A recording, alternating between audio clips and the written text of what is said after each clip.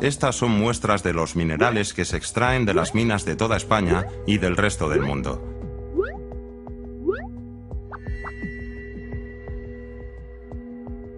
Todas estas piedras que estáis viendo forman parte de lo que llamamos recursos minerales, que definimos como aquellas sustancias inertes de origen orgánico o inorgánico útiles para la sociedad y que no son renovables, es decir, se agotan, mientras que los recursos naturales como los árboles o la pesca se regeneran. Los recursos minerales se clasifican generalmente en los siguientes tipos: minerales metálicos: hierro, cobre, aluminio, zinc, oro, plata. Minerales no metálicos o industriales: yeso, sílice, fluorita. Los recursos energéticos: carbón, petróleo, gas, uranio. Productos de cantera: rocas ornamentales, áridos. ¿Sabéis una cosa? Aunque no lo sepamos, en nuestras casas y ciudades estamos rodeados de elementos que provienen de la explotación y transformación de los recursos minerales. Si os parece, vamos a dar una vuelta por la ciudad y así vamos viendo cosas que están fabricadas a partir de los recursos minerales.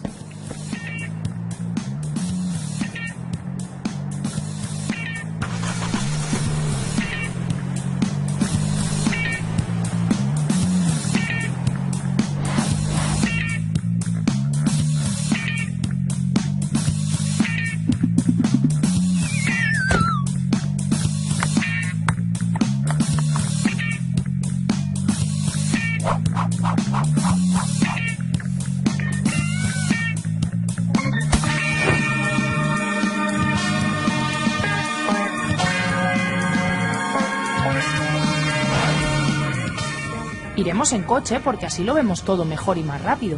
Pero antes llenaremos el depósito de gasolina. Por cierto, ¿sabíais que la gasolina proviene de un recurso energético llamado petróleo? El petróleo es uno de los recursos energéticos más importantes utilizados por el hombre porque de él se obtienen multitud de productos. Por ejemplo, todas las cosas de plástico que utilizamos a diario están fabricadas a partir del petróleo. También los lubricantes para nuestros coches, muchos de los tejidos que usamos, las pinturas de nuestras casas. A partir del petróleo se obtienen más de 2000 productos que son útiles para la sociedad. ¿Y sabéis de dónde se saca el petróleo? Este recurso no se encuentra en cualquier sitio, sino que se extrae de las profundidades de la Tierra en aquellas zonas del mundo que presentan unas características geológicas especiales. El petróleo se localiza en unas rocas denominadas rocas almacén, y es como si estuviera atrapado en el interior de la Tierra, en los poros de las rocas. La explotación del petróleo se puede realizar tanto desde tierra como desde mar. Una vez que se encuentra la roca almacén, se realizan sondeos de explotación. Consiste en perforar el terreno con un taladro gigante hasta 4 o 5 kilómetros de profundidad.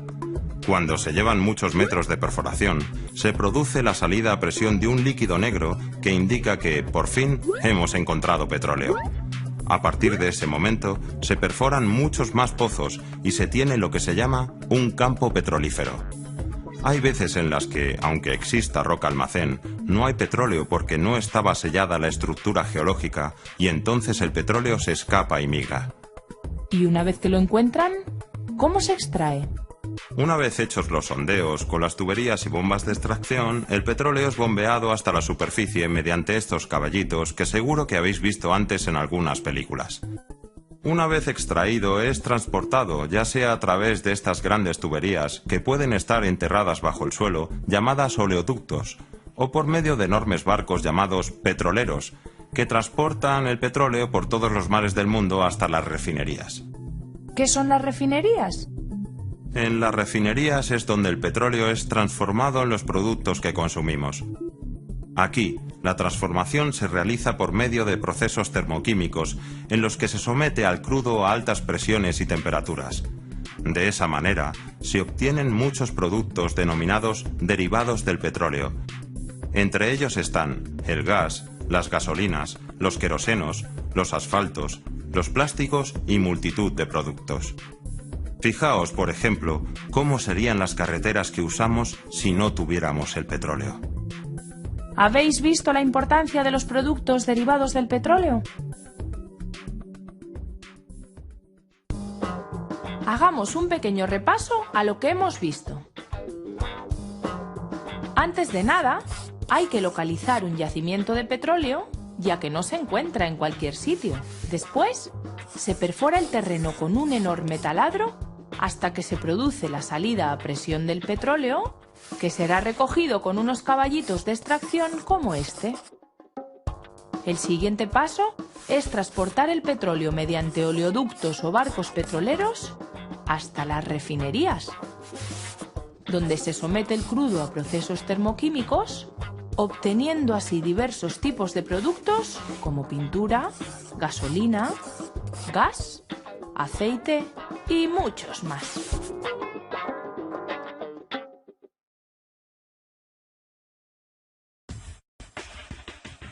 El petróleo es uno de los pilares del mundo moderno, pero hay otros recursos minerales igual de importantes como por ejemplo el hierro, del que, tras ser tratado en las acererías, obtenemos el acero, material utilizado en muchas de las cosas que nos rodean y usamos diariamente. Como por ejemplo, casi todos los elementos que participan en la explotación del petróleo que acabamos de ver. Desde la extracción hasta el refino, están hechos de acero. Las plataformas y sondeos, los oleoductos, los barcos, los componentes de las refinerías y muchos más. Mira, Piqueto, ¿ves la estructura de ese edificio? ¿Es de hierro? Casi, es acero. ¿Y cómo se obtiene el acero? Bien, para obtener el acero, como siempre, lo primero es hacer una investigación geológico-minera para encontrar el recurso minero. En nuestro caso, rocas que tengan hierro como la magnetita, para después extraerlo y tratarlo en la mina, ya sea subterránea o a cielo abierto, en cuyo caso se llama corta minera.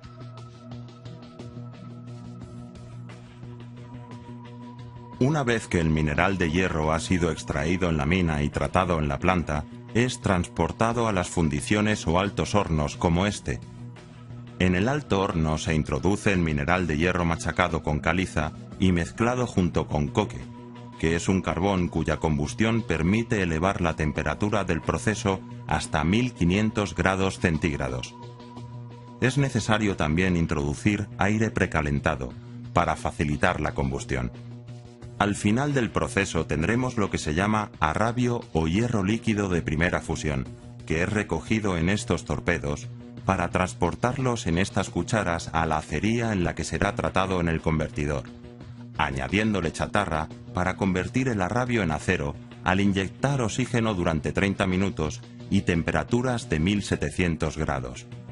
Y es transformado en acero, siendo luego laminado en el proceso de colada continua para obtener multitud de productos, desde los de uso doméstico como cacerolas, radiadores, hojas de afeitar, hasta multitud de máquinas, trenes, barcos, excavadoras, hormigoneras, carrocerías de coches y otras muchas más cosas que no vemos, pero que son totalmente necesarias para la industria de la construcción y las obras públicas, edificios, puentes, túneles, etc. En definitiva, muy pocas cosas en el mundo se fabrican, procesan o transportan sin utilizar acero. Vamos a recordar lo que acabamos de ver, ¿vale? Primero, hay que encontrar las rocas que contengan hierro en la mina, ya sea a cielo abierto o subterránea. Una vez que ha sido extraído, se transporta a las fundiciones o altos hornos, donde se mezcla con coque y otros fundentes. Elevando la temperatura del proceso hasta 1300 grados, conseguimos el arrabio, o hierro líquido, que tras ser tratado, se convertirá en el acero que vemos en multitud de productos y maquinaria, como aviones, trenes, etc.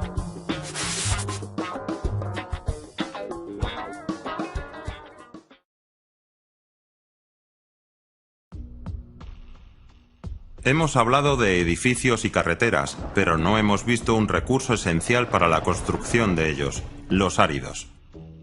Mira, Piqueto, fíjate en esos montones de ahí. Aquellos son arena y grava, ¿no? Efectivamente, son los áridos. ¿Y qué son los áridos? Los áridos son materiales minerales, sólidos e inertes que se usan para la fabricación de productos artificiales resistentes. De este modo, mezclados con el agua, el cemento o el alquitrán, forman el asfalto con el que se hacen carreteras o el hormigón, que se usa para la construcción de los edificios, puentes, puertos y demás. Los áridos son materiales de muy diversas medidas que, en su uso normal, pueden estar comprendidos entre un tamaño casi impalpable como la harina y fragmentos mayores de hasta varios metros cúbicos que se utilizan para escolleras y rellenos. También son materias primas para la industria, cemento, arenas para filtros, cargas, micronizados, etc. Aunque el tamaño más normal es de 2 o 3 centímetros, usado para diversas construcciones. ¿Cuáles son los áridos más comunes? Los áridos naturales son los más comunes y se obtienen directamente a partir de depósitos no consolidados de arenas y gravas, las denominadas graveras que están junto a los ríos. Otra forma de obtenerlos es en las canteras, mediante la trituración de rocas duras como el granito, las cuarcitas o las calizas. Actualmente se está empezando a utilizar un nuevo tipo de áridos, los reciclados, procedentes de obras y edificios.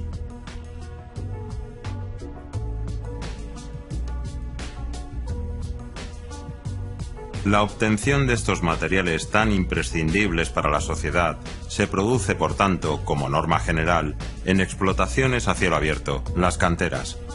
Existen distintas formas de extraer los áridos según la forma de presentación de los depósitos. Pero hace falta una maquinaria especial para extraerlos, ¿verdad? Si, por ejemplo, tenemos la roca desagregada o suelta, solo necesitamos una pala cargadora y un transporte. En cambio, si el depósito es de roca compacta, previamente hay que reducir el tamaño mediante voladuras con explosivos hasta llegar a tamaños más pequeños con maquinaria especial.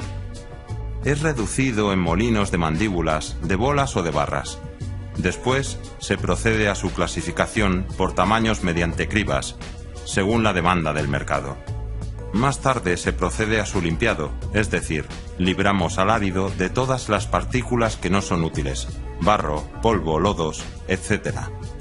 ¡Ajá! Pero en la construcción se usa mezclado con otros materiales. Así es. Mira el material que envuelve esas barras de acero. Es hormigón. Es una mezcla de árido, cemento, arena y agua que cuando fragua se hace muy duro y resistente. Como esos edificios, ¿ves? También hay unos áridos que son muy resistentes pero pesan poco. Se les llama áridos ligeros, como la perlita. Se utilizan para hacer estructuras resistentes a la vez que ligeras. Otra mezcla con los áridos, que seguro has visto, es el asfalto, con el que se hacen las carreteras. Este se compone de áridos y alquitrán, que es un derivado del petróleo. Mira, Piqueto, de esa cantera ya se han extraído todos los áridos que había. ¡Anda! ¿Y esto se queda así, con estos agujeros? No, hombre. Ahora, como en todos los trabajos de minería, una vez terminada la extracción del mineral, es obligatorio restaurar el terreno. Pero eso ya lo veremos más adelante.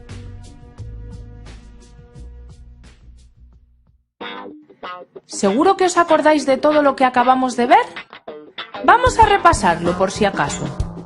Los áridos son minerales que, una vez mezclados con otros, dan lugar a materiales muy útiles en la construcción. Se obtienen en graveras cuando los depósitos se encuentran sueltos o en las canteras si no es así.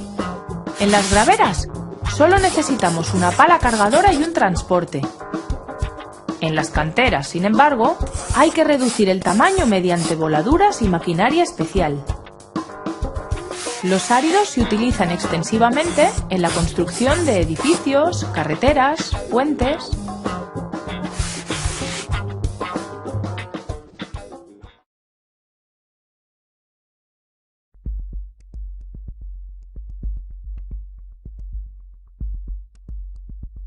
¿Entonces todos los edificios se hacen con acero y derivados de los áridos?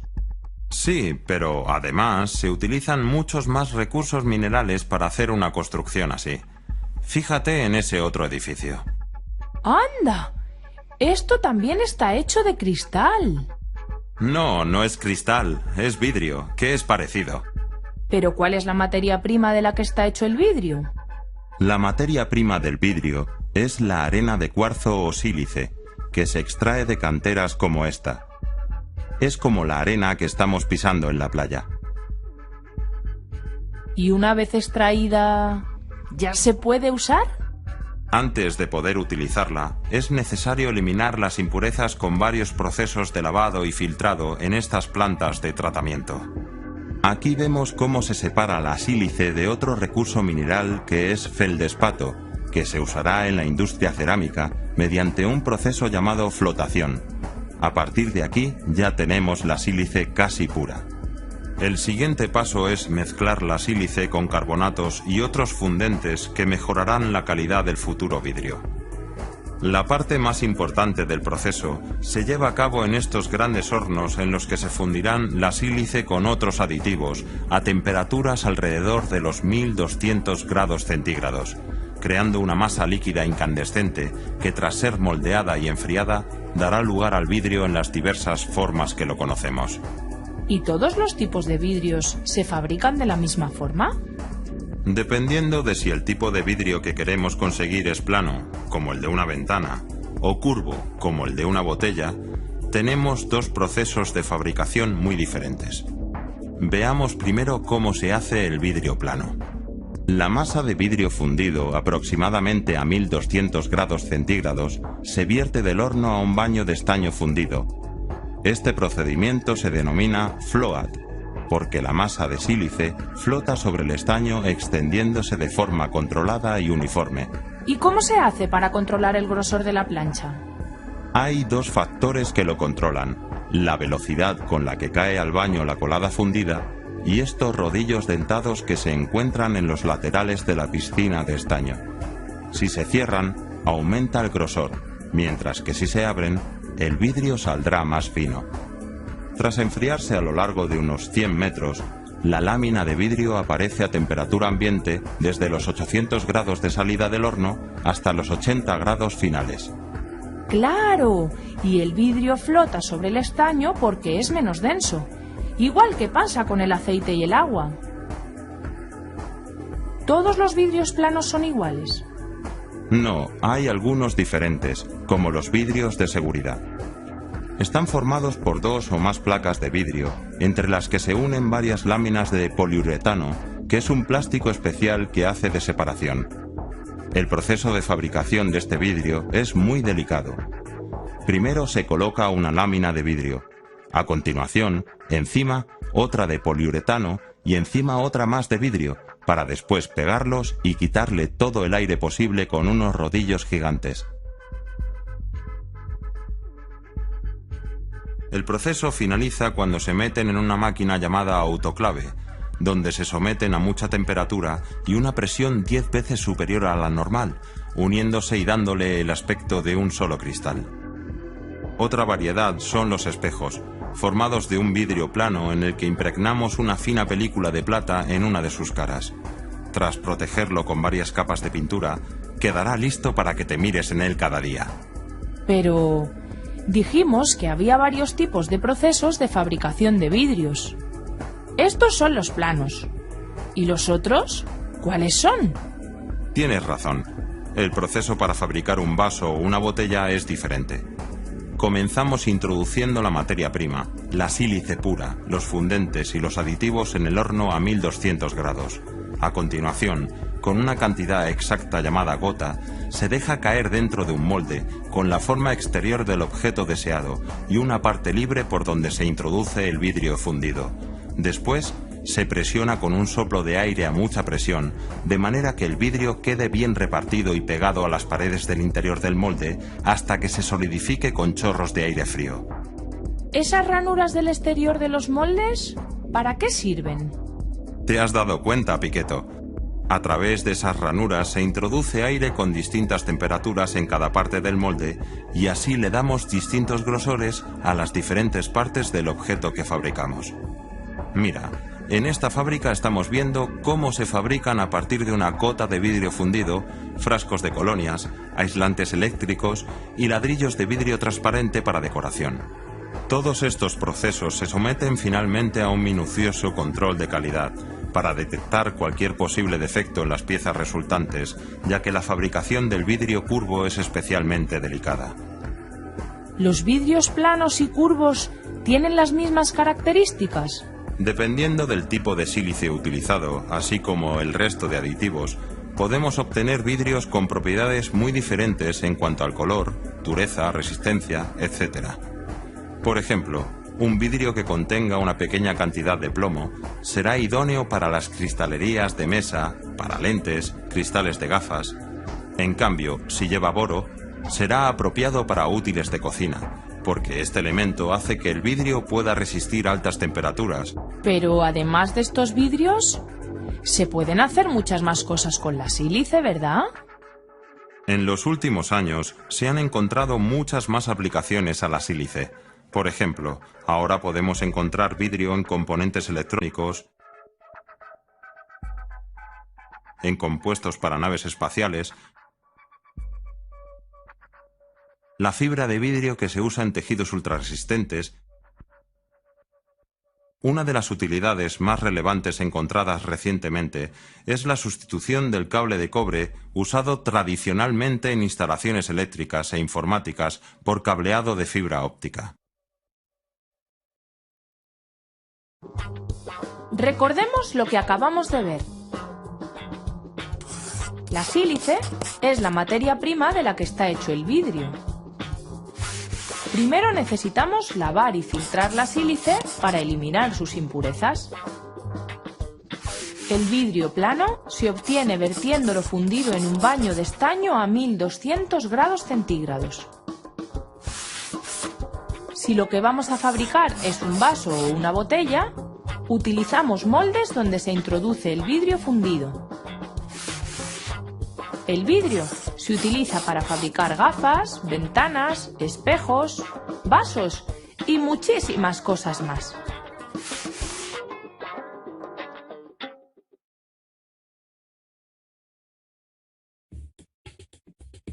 También tenemos otro tipo de recursos minerales que se extraen de las canteras y tenemos en nuestros hogares. Son las rocas ornamentales. Estos recursos minerales son tan habituales que los vemos a diario en nuestras casas y ciudades. ¿Se obtienen como el hierro y otros recursos que hemos visto antes? Efectivamente. De la misma forma que los geólogos e ingenieros buscan áridos, petróleo, hierro, arcillas y demás recursos minerales, también buscan los yacimientos de rocas ornamentales. Las rocas ornamentales son un recurso minero que se extrae de la tierra por ser muy bonito y duradero, como por ejemplo el mármol, las pizarras o el granito, del que están hechos estos monumentos. Además, casi no hace falta transformarlas en las canteras y las fábricas para que adornen paredes y suelos, como los de los hoteles, los museos, los teatros. Vamos, de muchos edificios que vemos en nuestras ciudades. Vamos a ver cómo es el proceso desde el principio, ¿vale? Lo primero que hacen los técnicos, ingenieros y geólogos es el trabajo de campo, es decir, estudiar las piedras que se ven en la naturaleza y elegir, tras un profundo proceso de investigación, las que se pueden utilizar como roca ornamental para hacer una cantera, como las que estamos viendo. De aquí salen las rocas que se convertirán, una vez que han sido trabajadas en las plantas de tratamiento, en esas piedras tan bonitas que tenemos en nuestras casas y ciudades. ¿Y cómo se extraen estas rocas de la naturaleza? Para poder sacar la piedra de la montaña, se utilizan varios tipos de máquinas. Las de hilo diamantado, que hacen los cortes verticales que separan los grandes bloques, y las rozadoras, que separan la piedra del suelo rozando la roca hasta desgastarla. De esta manera se obtienen unos bloques que pueden ser tan grandes como una piscina, denominados paños.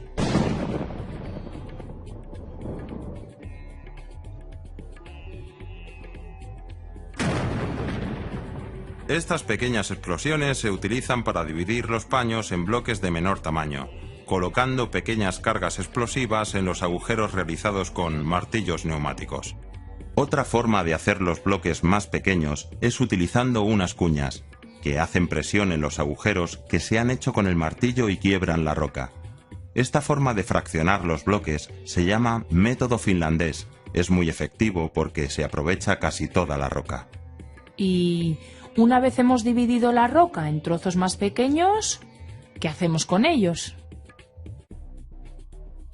Con esta pala gigante y estos camiones se transportan al parque de bloques, donde se almacenan hasta llevarlos a la fábrica. Una vez que los bloques procedentes de la cantera han llegado a la fábrica, se cortan en planchas muy finas en estas máquinas tan especializadas llamadas telares, que pueden conseguir que el grosor de las piezas sea de tan solo 2 centímetros por medio de los flejes o el hilo diamantado. Luego, estas tablas se cortan y adaptan al tamaño que queramos, ya que están conectadas a un moderno ordenador que nos permite hacerlo con precisión milimétrica. Para cortar unas rocas tan duras y darles forma, estas sierras de acero deben tener el borde diamantado. Pero hay un problema. En este proceso se calientan tanto que tienen que ser refrigeradas por agua constantemente. Después de cortadas, aún quedarán varios procesos en función del uso final que le vayamos a dar.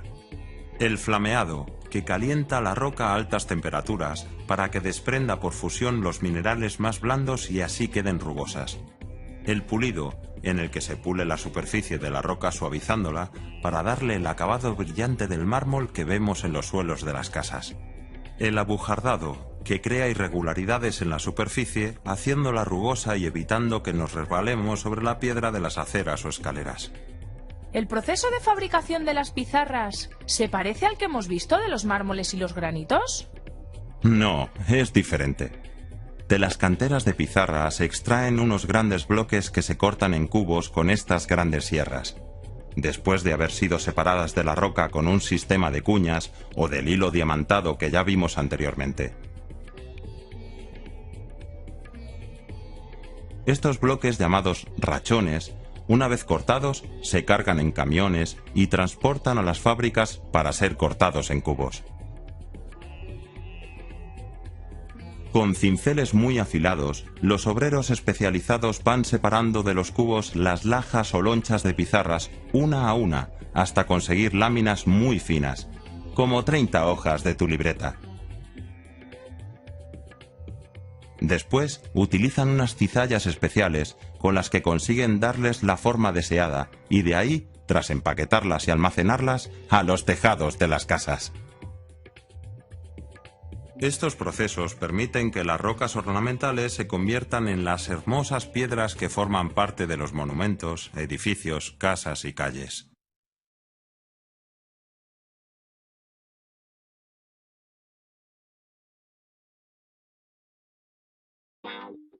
Vamos a repasar lo que acabamos de ver, ¿os parece? Las rocas ornamentales se extraen de las canteras tras ser localizadas por los técnicos. Se extraen utilizando maquinaria especial como cortadoras o rozadoras de hilo diamantado. Después se llevan a la fábrica, donde se cortan en finas planchas y se les aplican los procesos necesarios para su acabado final, como el abujardado, lameado o pulido. El proceso para obtener pizarra es similar, solo que las láminas se separan con cinceles muy afilados. Podemos ver rocas ornamentales en monumentos, calles, incluso en nuestras propias casas.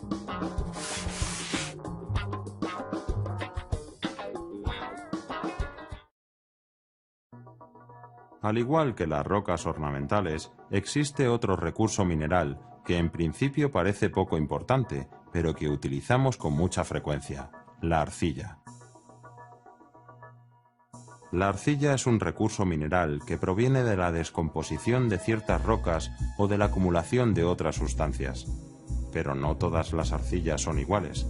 Hay dos tipos: las que están formando depósitos in situ por alteración de la roca de la que provienen, y las que han sido transportadas por las aguas, depositadas y sedimentadas cerca de su lugar de origen, o lejos, en antiguos mares, lagos o ríos. ¡Anda! Los ladrillos se fabrican a partir de arcillas. Efectivamente, los ladrillos y las tejas son algunos de los productos más conocidos que se obtienen a partir de la arcilla, aunque hay otros, como las cerámicas. A la hora de la fabricación del ladrillo o la teja, debemos tener una arcilla muy pura. Para ello, debemos realizar una investigación exhaustiva tanto en campo como en el laboratorio, hasta decidir abrir una cantera como esta. Aquí se separan las capas más puras, que serán las que usaremos para hacer los productos finales. Una vez extraídas las arcillas de buena calidad, se almacenan en estos montones o en silos para continuar con el proceso de fabricación. A mí me gustaría conocer el proceso de fabricación. Una vez extraídas de las canteras, el proceso de las arcillas se inicia añadiéndole carbonatos y homogeneizando la mezcla en estas amasadoras. Luego pasan a las prensadoras que darán la forma primaria en tira continua, donde será cortada por estas máquinas a los tamaños que queramos. Posteriormente se imprimirá el sello de calidad y se irán apilando en palés que se introducirán en hornos, donde calentaremos las piezas a unas temperaturas de hasta 1200 grados para darles sus propiedades tales como dureza y contracción. Una vez transcurridos unos días, se sacan de los hornos y se someten al hidrofugado, que es un baño de agua y siliconato para retrasar la aparición de sales. Después se llevan a almacenes como estos, donde los productos finales quedan listos para su empaquetado y distribución, tras comprobar que reúnen las características homologadas de calidad. Pero entonces, hay más tipos de arcillas, ¿no? Sí, es la que se denomina cerámica blanca. Se hace con otras arcillas, la más conocida es el caolín, que es una arcilla especial. También hay que investigarlas en el campo y sobre todo en el laboratorio, porque las piezas que vamos a obtener son especiales. Luego, en la fábrica, el proceso es parecido a la fabricación de las tejas, pero mucho más delicado. ¿Veis esos montones de arcilla? Están esperando para amasarlos. Luego se pasan por esos moldes con las formas que queramos hacer, para después ir a los hornos y pasar un riguroso control de calidad. Las piezas que se obtienen de este tipo de arcilla las usamos y vemos todos los días en casa. Son los platos, los jarrones de adorno, las baldosas del suelo y los azulejos de las paredes. Vaya, realmente hay muchos tipos de arcilla. Sí, y aún hay más.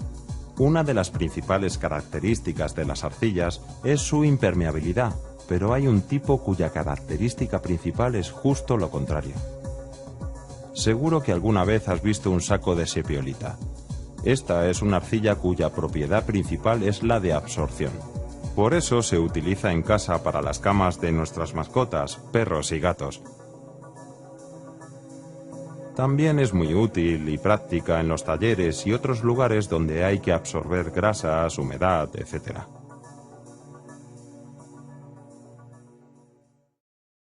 Es increíble, ¿verdad? Vamos a recordar lo más importante. La arcilla proviene de la descomposición de ciertas rocas o de la acumulación de sustancias, normalmente transportadas o arrastradas por ríos y mares. Se necesita una arcilla muy pura para fabricar ladrillos, y la obtenemos en las canteras, que reúnen las características necesarias.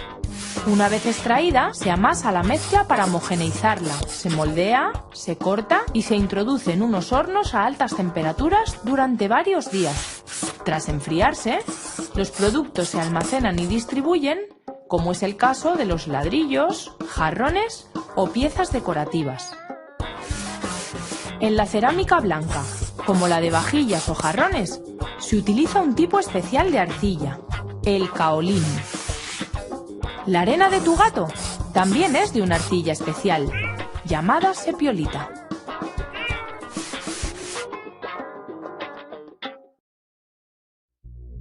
Hemos visto solo algunos recursos minerales que utilizamos todos los días, pero hay muchos más que usamos sin ni siquiera imaginarlo. Vamos a ver algunos y para qué los empleamos.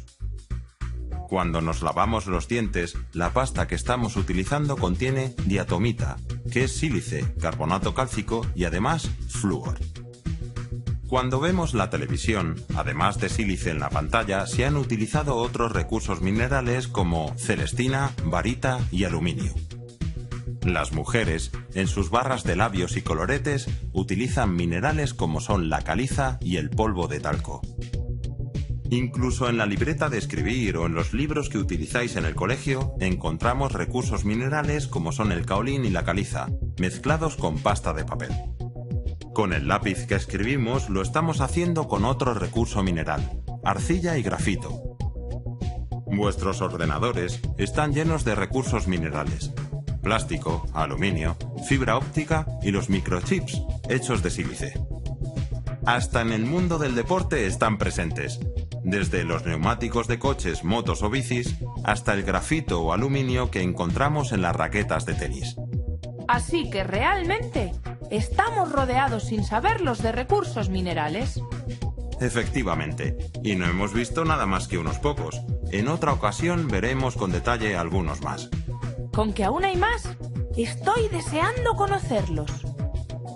Lo que no imaginarás es que hay uno de ellos que tomas a diario y que es fundamental para el desarrollo de la vida. Estamos hablando del agua.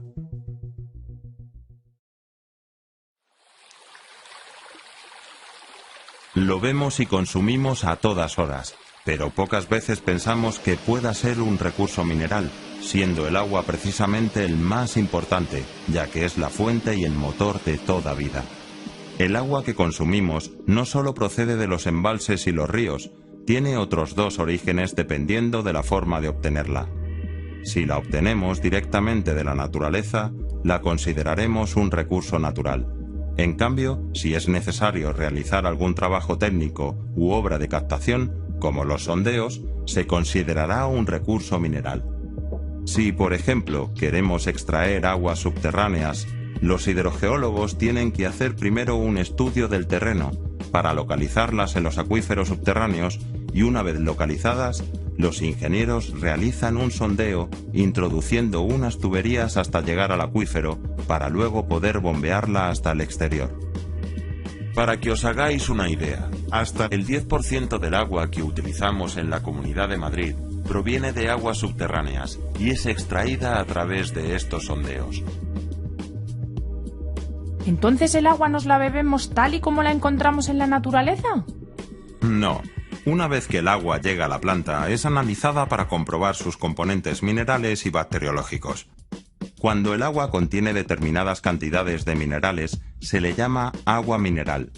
Se caracteriza por su pureza original tanto química como microbiológica y su origen subterráneo le confiere minerales, oligoelementos y otros componentes beneficiosos.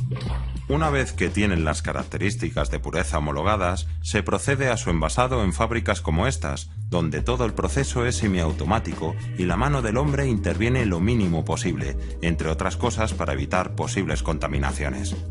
El proceso se inicia en la propia fábrica, transformando estos moldes de plástico, con temperatura y soplado en las botellas, que acto seguido se rellenarán de agua. Así se evita que se contamine en un posible transporte o almacenaje. El siguiente paso es almacenarlos y posteriormente distribuirlo a tiendas y supermercados. Pero, al igual que cualquier otro recurso mineral, el agua se puede agotar, ¿verdad? Efectivamente, y es por eso que hay que dar un aprovechamiento correcto al agua. El reciclado del agua ya usada debe ser una situación normal si queremos seguir disponiendo de este preciado recurso mineral.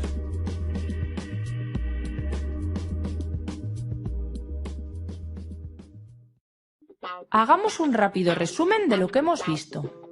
El agua que bebemos procede de dos fuentes principales, las aguas subterráneas y los manantiales naturales. Se comprueba que reúne la calidad necesaria en un laboratorio, mediante un proceso completamente automatizado. En la misma planta se fabrican las botellas y se llenan directamente de agua para evitar cualquier contaminación. Después de esto se distribuye, ya lista para su consumo.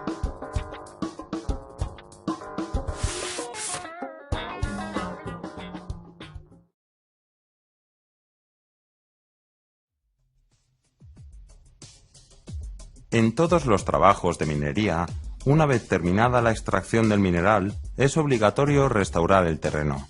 Hay que intentar dejarlo lo más parecido posible a como estaba antes de comenzar con la explotación, o si es posible, mejor, de acuerdo con unas directrices de calidad medioambiental. ¿Qué significa esto, Piqueto? Pues que debemos fijarnos en cómo estaba inicialmente el área de explotación y qué tipo de vegetación había antes de comenzar. Esas irregularidades en el terreno se han de suavizar utilizando explosivos o palas excavadoras para que no queden escalones.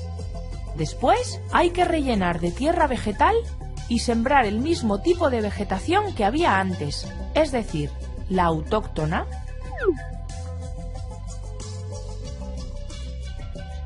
Si la explotación se hizo hacia abajo, entonces se puede intentar hacer un lago artificial, asegurando el hueco de la cantera y adecuándolo al uso que se vaya a dar finalmente.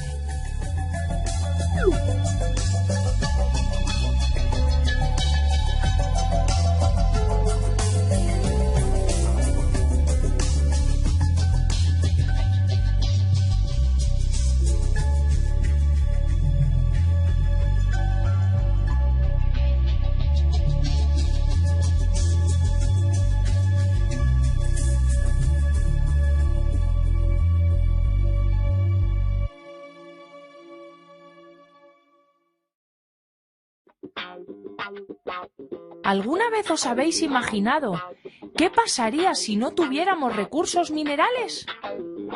Fíjate en lo que sucedería con tu ciudad sin ellos.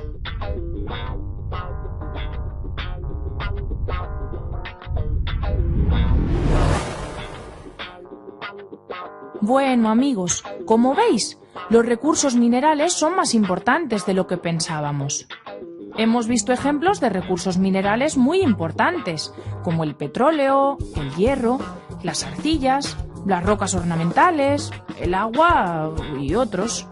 Pero sin ellos no tendríamos nada de lo que vemos a nuestro alrededor. Productos derivados del petróleo,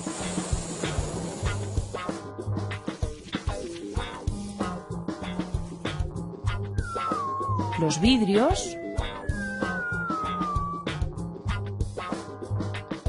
los que obtenemos a partir de las rocas ornamentales,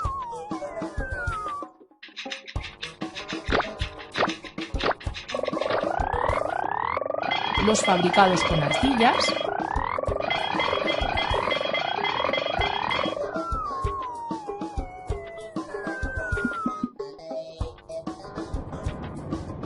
los derivados del hierro y el acero,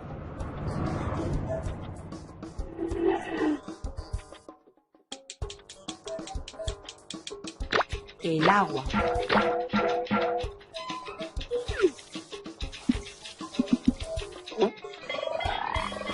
Como hemos visto, los recursos minerales son muy importantes en nuestra vida. A partir de ellos se fabrican multitud de cosas, de las cuales estamos rodeados y con los que convivimos. En la mayoría de las ocasiones pasan desapercibidos, pero sin ellos no tendríamos nada de lo que vemos a nuestro alrededor. Bueno, amigos, espero que hayáis aprendido el peso tan importante que tienen los recursos minerales en nuestras vidas y lo importantes que son en nuestro día a día. ¡Nos vemos pronto, amigos!